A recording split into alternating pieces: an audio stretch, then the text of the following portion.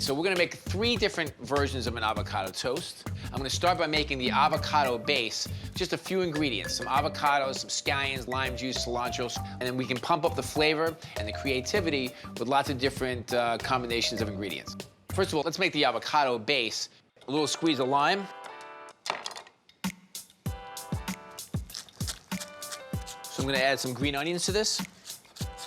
I love the flavor of green onions. I love the pungency of it all. I want those bold flavors. Cilantro, some salt and pepper.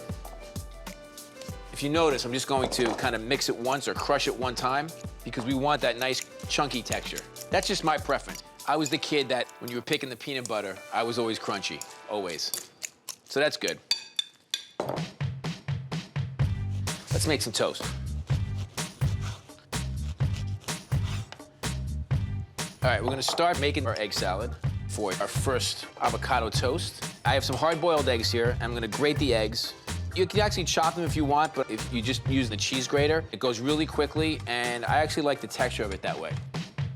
We're gonna add some Dijon mustard and some creme fraiche and some shallots. So Dijon is a little spicy, the creme fraiche is nice and creamy, a little bit tart, and the shallot's gonna give it a little bit of crunch.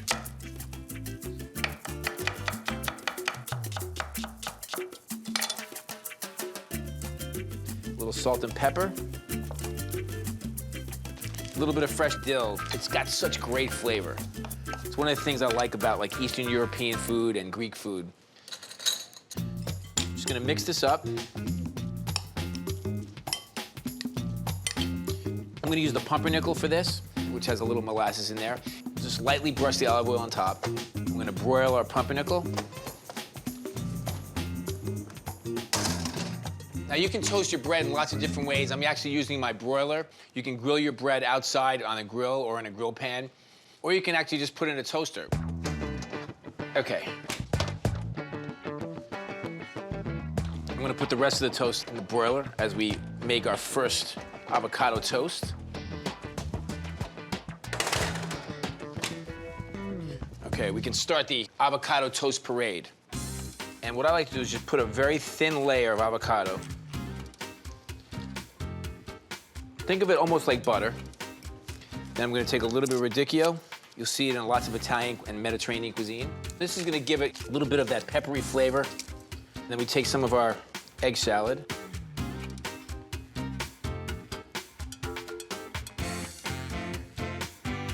So pretty. And then I'm just gonna put a little bit of dill right on top of the egg salad. And it really looks beautiful on the pumpernickel bread, too. So this is gonna be smoked salmon, a little bit of dill with the avocado. So again, very thin layer of the avocado, and then a little bit of smoked salmon.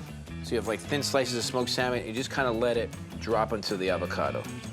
Don't push it down. Paper thin slices. I'm gonna add a little bit of creme fraiche right on top of this as well.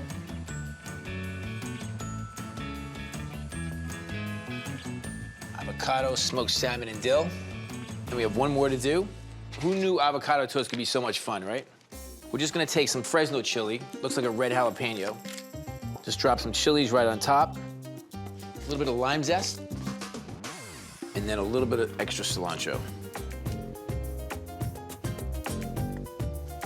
That's what you wanna hear. You wanna hear that crunch. There it is, the parade of avocado toast.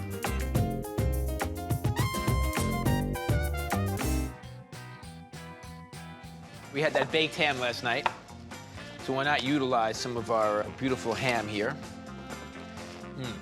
Smells like the holidays. So I'm gonna dice it up, crisp it up a little bit with a little bit of butter, and render a little bit of that fat off, and then cook the eggs in the ham fat. Okay, now slice up some scallions.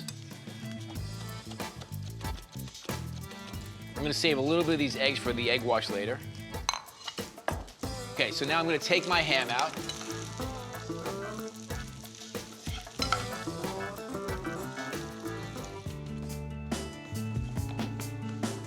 All right, I'm gonna add the green onions right to this, right before they're cooked. You don't wanna overcook them. You wanna undercook them a tiny bit because they're gonna go in the oven also. They'll keep cooking. So we're gonna take them out now. Beautiful. So we're gonna add some ham and then some goat cheese. Fresh goat cheese. Goat cheese is nice and creamy, it's a little bit tart. And you know what? I had some left over. Okay, so what I'm gonna do here is just very gently fold the ham and the eggs together with the goat cheese. And then I'm going to just put it on a sheet tray so it cools evenly.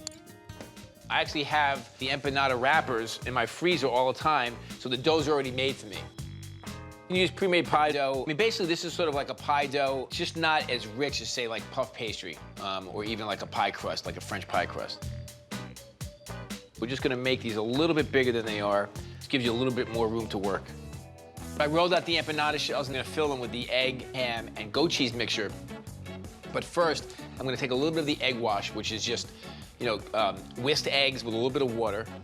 And I'm just gonna go around the edges. You're gonna use your egg wash for two reasons. You're going to use it as sort of like edible glue for your empanadas. And then we're also going to put it on the outside of the empanada, and it will make it nice and golden as it bakes. You want them to sort of be in the middle. You certainly don't want to overstuff them, but at the same time, you want to make sure there's enough filling there. Okay, so now we're just going to close them up.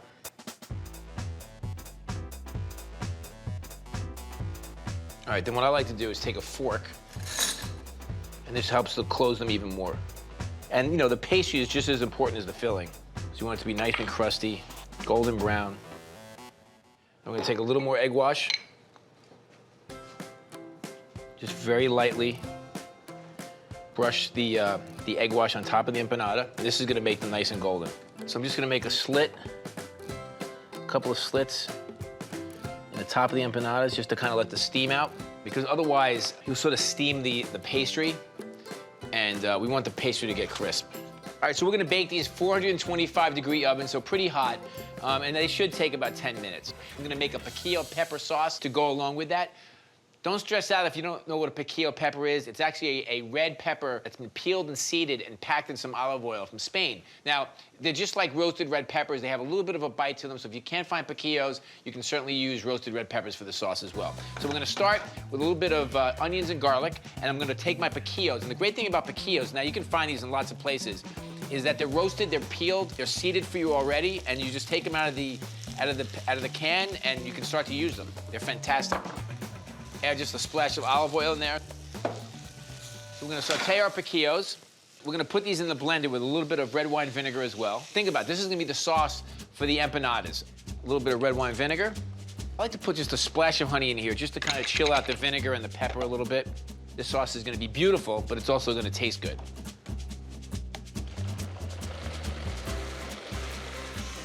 Slowly add the olive oil, and it emulsifies it, which means it stays together.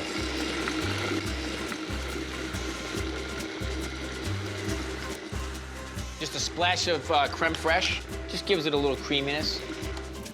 And it's a beautiful sauce. And the great thing about this sauce is, you know, it's not a hot sauce in terms of temperature, so you can make it ahead of time. A little bit of cilantro, some garnish, and then there's only one thing left to do. It's brunch time.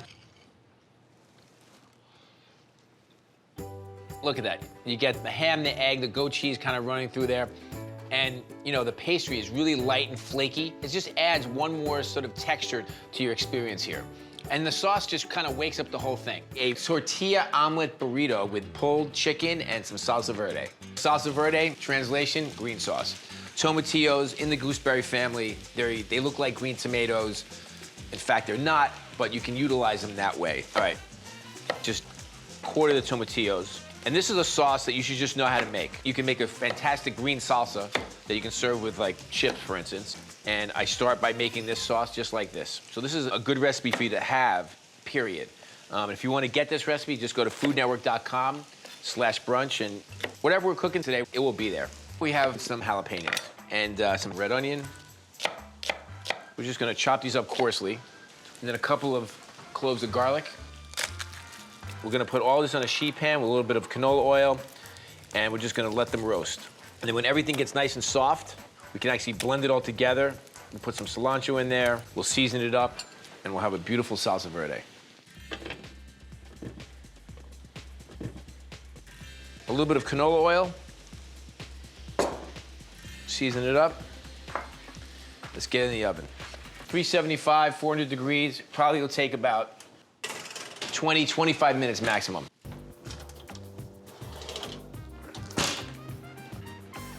All right. Tomatillos, onions, garlic, and jalapenos. And they're nice and soft and roasted. It didn't take very long at all, maybe about 20 minutes, 25 minutes. We're gonna put this right into a food processor.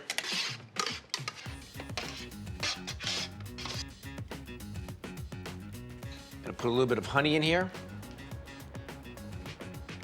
Why the honey? You have the spiciness from the chilies and you have the tartness from the tomatillos, so you wanna balance that out.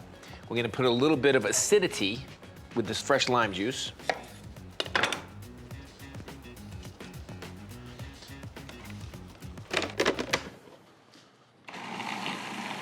Totally puree it.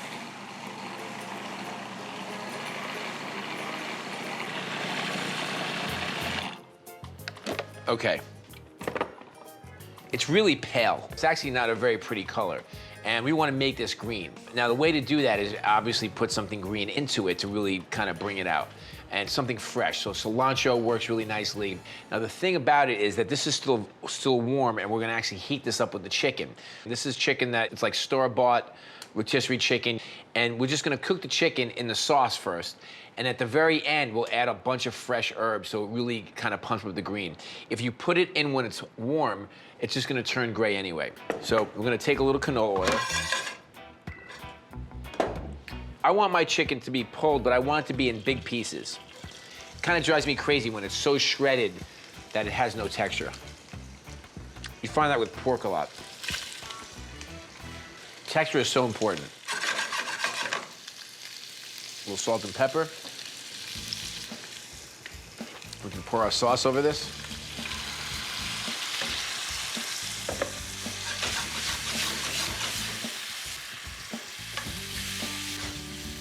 Slow down the heat. The chicken's already cooked, right? So we don't want to overcook it, and we don't need to cook it for that long. But I just want the sauce and the chicken to really get to know each other for a minute. And we're gonna make some chicken cracklings, or fried chicken skin, and this will give that sort of nice crunchiness to the burrito. And you already have the ingredient. It's like a free thing. Skin comes with the chicken. Put some canola oil in here, let it heat up.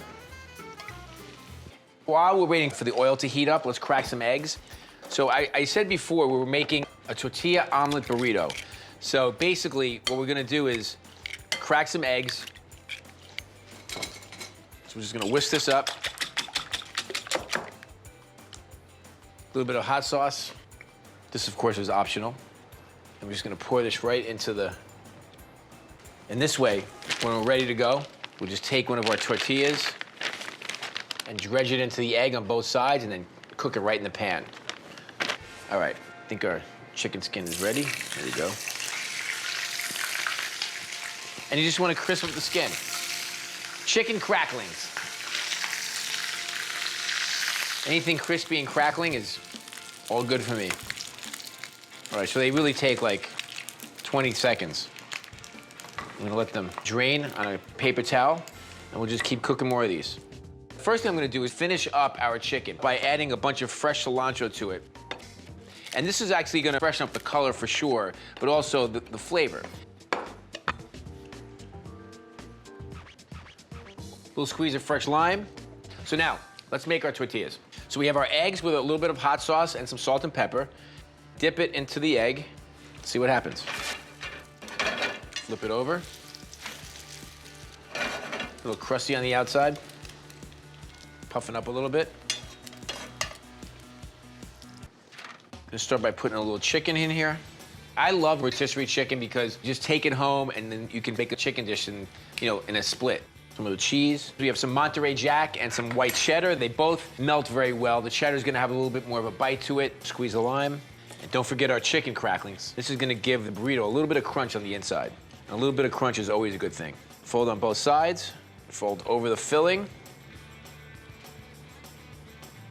It's pretty cool. Let's do one more.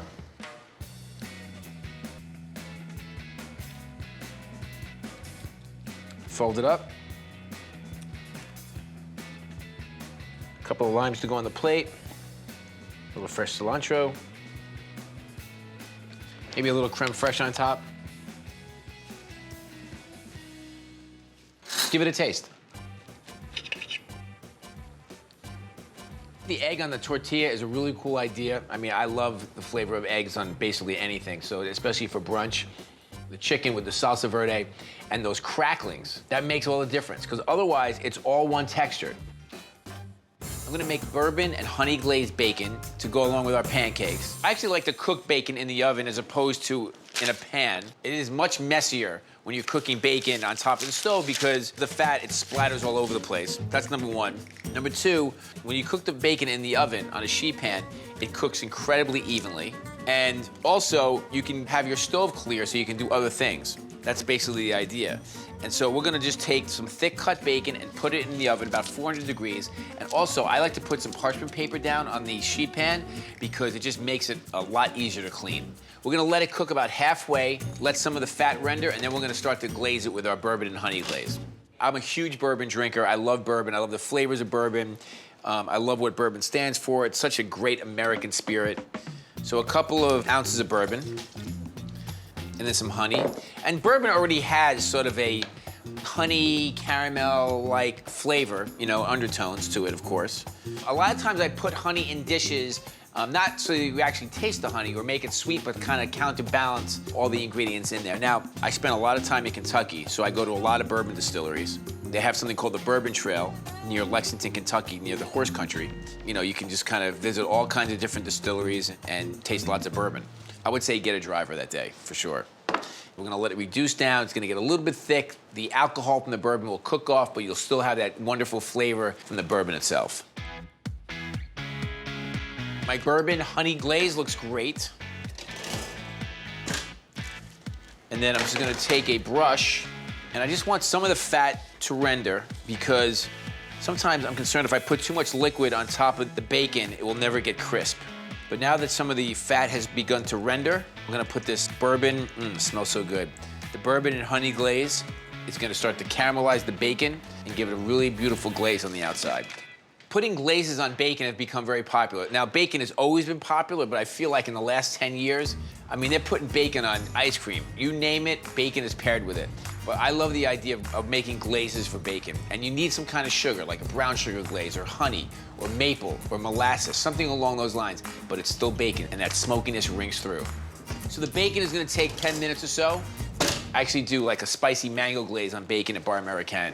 And you know, people can't get enough of it. So we're gonna let the bacon cool because you know the honey is incredibly hot. And as it cools, we'll actually harden a little bit. We'll make the bacon crispier. Let's put some black pepper on there too. It's smoky, it's spicy, it's sweet, and it's bourbon.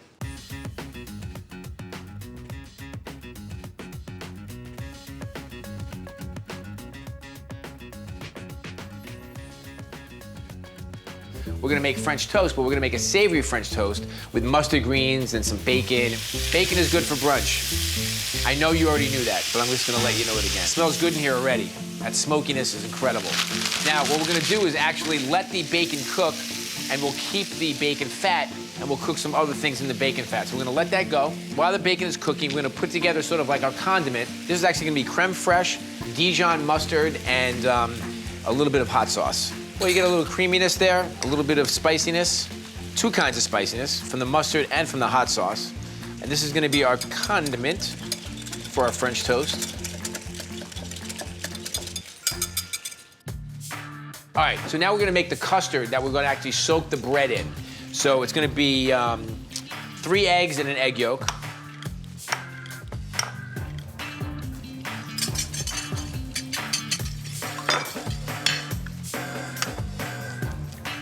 The extra yolk is for a little richness. Very rich custard for this French toast, savory or not. And then some half and half.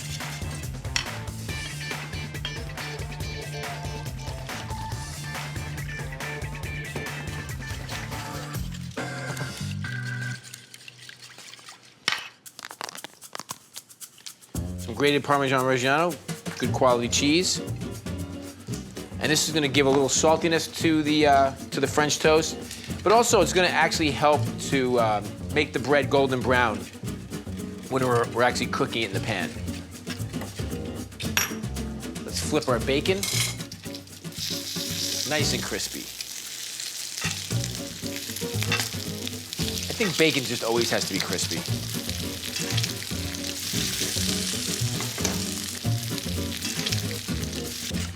All right, so we have our condiment, our creme fraiche, our Dijon mustard. This is our custard for our French toast.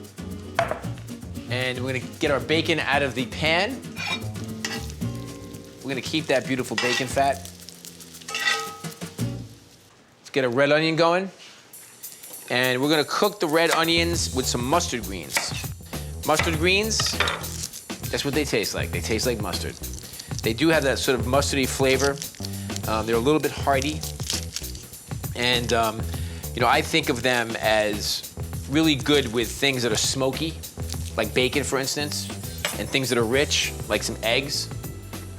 So I think the mustard greens are gonna be a really nice foil for this savory dish, this savory French toast. So I'm gonna toss the red onions right into the bacon fat. Here are the mustard greens. And they're, you know, they're very leafy. So I'm just gonna drop them in here, and they should really just kind of wilt. You can think about mustard greens as like kale with a mustard flavor. That's sort of the texture of what mustard greens are. Just a splash of cider vinegar. Well, we want a little acidity in here to go with the mustard and the onion. Gonna wilt them down. Just a little splash of honey there. Where there's mustard, there must be honey. So we have our mustard greens and red onions, cooked in our bacon fat with the cider vinegar. All right, so now we have all of our components ready to go. Except, of course, for our bread.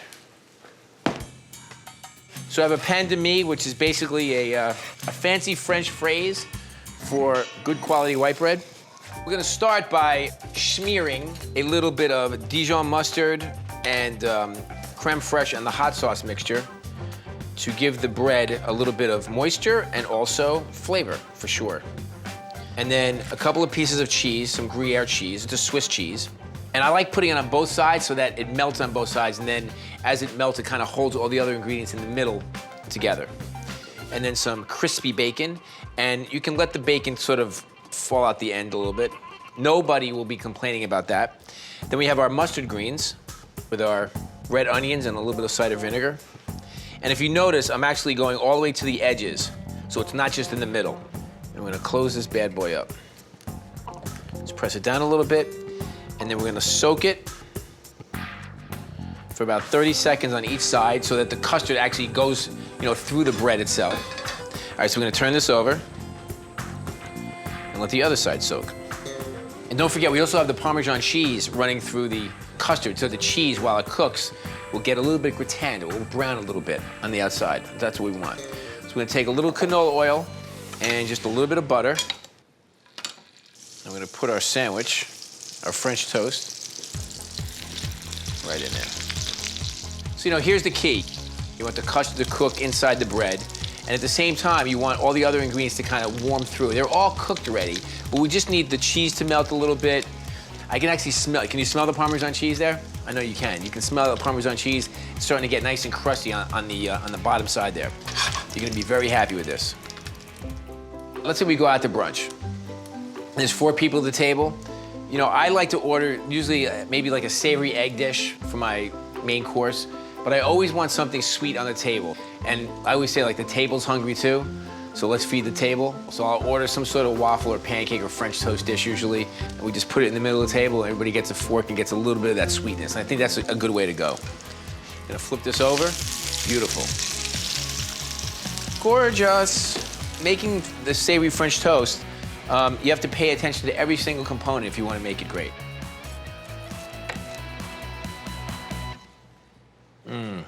Amazing. Let's give it a taste. Really strong, robust flavors. Smoked bacon, that sort of spicy mustard green. And then the Gruyere cheese, just a little sharp, but melts really, really nicely. Kind of brings it all together. I'm loving the Parmesan cheese in the custard because it just gave the bread a really amazing crust and a beautiful color, just golden brown.